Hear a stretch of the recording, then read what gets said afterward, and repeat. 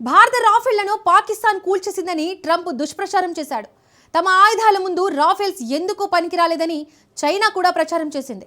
Rafale ఫైటర్ల విషయంలో పాకిస్తాన్ అబద్ధాల గురించి ఎంత తక్కువ చెప్పుకుంటే అంత మంచిది. కానీ ఈ మూడు దేశాల్లో ఏ ఒక్కటి ఆధారాలు ఇవ్వలేదు. రాఫెల్ ఫైటర్ను పాకిస్తాన్ కూల్చేసింది అని చెప్పడానికి ఒక్కటంటే ఒక్క ఫోటో కూడా బయట పెట్టలేదు. ఎందుకంటే రాఫెల్ను ఎవరు కూల్చలేరు కాబట్టి. ఒకవేళ ఆ విమానాలు నిజంగా విఫలమైతే భారత్ మళ్ళీ వాటినే ఎందుకు కొనాలనుకుంటుంది? అవును, భారత్ భారీగా రాఫెల్ ఫైటర్లను కొనబోతోంది. 1-2 కాదు, ఏకంగా 114 రాఫెల్ విమానాలను మిత్రదేశం ఫ్రాన్స్ నుంచి కొనుగోలు చేసేందుకు గ్రీన్ సిగ్నల్ ఇచ్చింది. ఇంతకు మోడీ సర్కార్ రాఫెల్ ఫైటర్లను ఇంతగా నమ్మడానికి రీజన్ ఏంటి? ఫ్రాన్స్తో డీల్ భారత్కు ఎందుకంత కీలకం? Let's watch.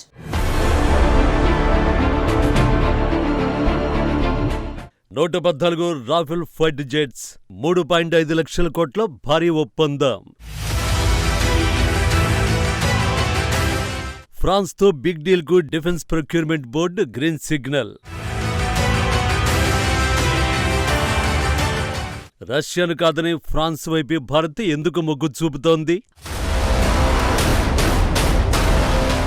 అమెరికా F-35లను ఆఫర్ చేసింది. రష్యా Su-57లను మన దేశంలోనే తయారు చేస్తామంది.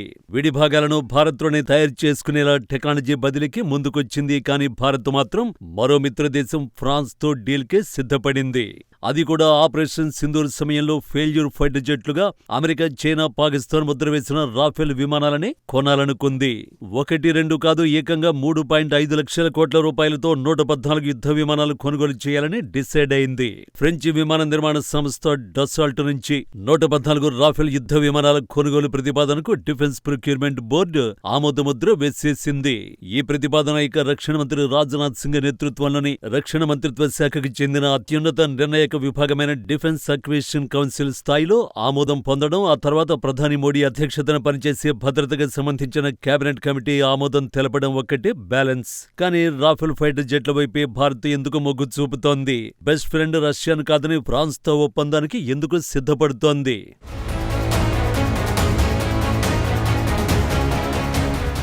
గత ఏడాది చివర్లో భారత్కు రష్యా ఓ బంపర్ ఆఫర్ ఇచ్చింది.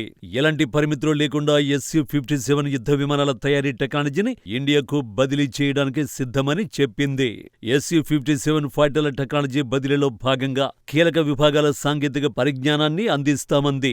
ఇంజిన్లు, ఆప్టిక్స్, AESA రాడార్లు, AI ఎలిమెంట్స్, లో signature technology, modern air weapons తయారీ ప్రక్రియతో ముడిపడిన సాంకేతికతను భారత్కు బదిలీ చేస్తామంది. సప్లై చైన్ కు ఆంక్షలు ఆటంకంగా మారుతాయనే ఆందోళన కూడా లేకుండా ఫైటర్ జెట్ల విడిభాగాలను భారత్ స్వదేశంలోనే తయారు చేసుకోవచ్చని ప్రకటించింది. యుద్ధ విమానాల్లోని సాఫ్ట్వేర్, ఇతర వ్యవస్థలు చేసే కొత్త ఇంప్రూవ్మెంట్లపైన ఎప్పటికప్పుడు భారత్కు అప్డేట్స్ అందిస్తామని రష్యా హామీ ఇచ్చింది. ఇన్ని ఆఫర్లు ఇచ్చిన భారత్ ఓకే చెప్పలేదు. అందుకు కారణం Su-57 ఫైటర్లపై భారత్కు ఉన్న అనుమానాలే. ముఖ్యంగా ఇంజిన్ సాంకేతికతపై భారత్కే కాదు, చాలా దేశాలకు అనుమానాలు ఉన్నాయి.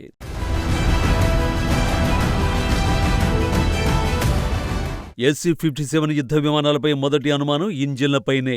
ఎందుకంటే Su-57లో ఉపయోగించిన AL-41F1 ఇంజిన్లు పాత Su-35 విమానాల్లో వాడే ఇంజిన్ల అప్గ్రేడ్ వర్షన్లు మాత్రమే. ఇవి పూర్తిస్థాయి 5th జనరేషన్ ఇంజిన్లు కావు. అందుకే Su-57ల వైపు చూడలేదు. రెండోది super cruise capacity. 5th generation fighter జెట్లు ఆఫ్టర్ బర్నర్స్ వాడకుండానే ధ్వని కంటే వేగంగా ప్రయాణించగలగాలి. కానీ రష్యా పాత ఇంజిన్లకు ఆ సామర్థ్యం తక్కువగా ఉంది. మూడోది స్టెల్త్ లోపాలు కూడా భారత్ను ఆలోచనలో పడేశాయి. Su-57 డిజైన్ ప్రకారం అది శత్రువుల రాడార్లకు చిక్కకూడదు. అయితే దీని ఇంజిన్, నాజిల్లు, జెట్ బాడీలోని కొన్ని భాగాలు రాడార్ సిగ్నల్స్ ని ప్రతిబింబించేలా ఉన్నాయని, దీనివల్ల స్టెల్త్ సామర్థ్యం దెబ్బతింటుందని భారత్ అభ్యంతరాన్ని వ్యక్తం చేసింది. అందుకే రష్యా ఇచ్చిన ఆఫర్ స్వీకరించడానికి ముందుకు రాలేదు. అయితే ఇటీవల పూర్తిస్థాయి 5th generation fighter jet engine ఇజ్రాయెల్ 177ను రష్యా అందుబాటులోకి తెచ్చింది. అయినా ఆ ఇంజిన్ను ఉపయోగించడానికి ఇంకా సమయం పడుతుంది.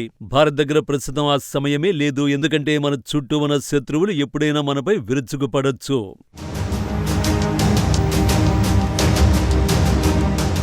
ప్రస్తుతం భారత వాయుసేన అమలుపొదిలో Mirage 2000, Sukhoi 30 MKI, Jaguar, Tejas, Rafale యుద్ధ విమానాలు ఉన్నాయి. అత్యాధునిక తేలికపాటి హెలికాప్టర్ ధ్రువ్, బహుముఖ పోరాట విధులు నిర్వర్తించగల హెలికాప్టర్ ప్రచండ్, దాడి చేసే హెలికాప్టర్లు రుద్ర, అపాచీ, భారీ సామగ్రిని తీసుకువెళ్లగల చినుక్ హెలికాప్టర్, రవాణా విమానాలైన C-17, C-295, C-130 విమానాలను వాయుసేన సమకూర్చుకుంది. C-17, C-130 రవాణా విమానాలు ప్రపంచంలో ఏ మూలకైనా సైనికులను, యుద్ధ సామగ్రిని తీసుకెళ్లగలవు. అయినప్పటికీ మన దగ్గరున్న యుద్ధ విమానాల సంఖ్య శత్రువులతో పోల్చితే చాలా తక్కువ.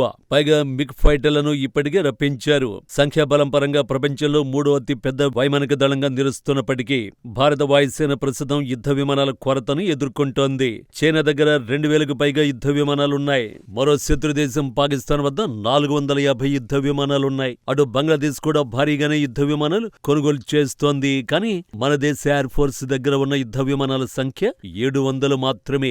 ఆ సంఖ్యను పెంచుకోవడంలో భాగంగానే ఒకేసారి 114 ఫైటర్ల కొనుగోలుకు సిద్ధపడుతోంది. కానీ రాఫెల్ ఫైటర్లే ఎందుకు?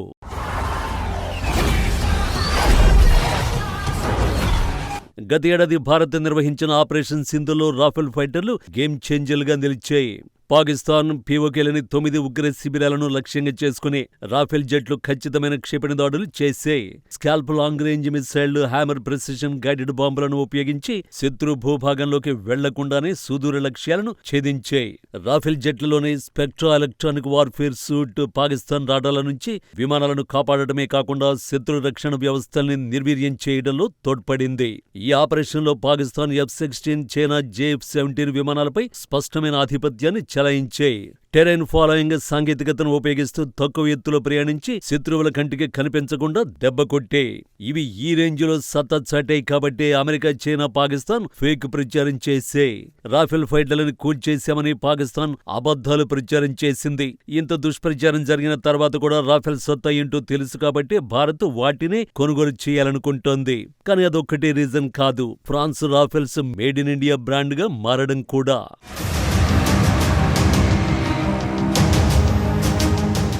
తాజా ఒప్పందం ప్రకారం 114 విమానాల్లో సుమారు 96 విమానాలను భారత్లోనే స్థానిక భాగస్వామ్యంతో తయారు చేస్తారు.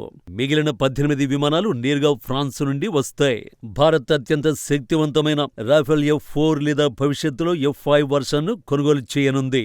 ప్రస్తుతం F-3R వర్షన్ను వాడుతున్నారు. తాజాగా F-4 వర్షన్ను డసాల్ట్ ఏవియేషన్ సంస్థ రిలీజ్ చేసింది.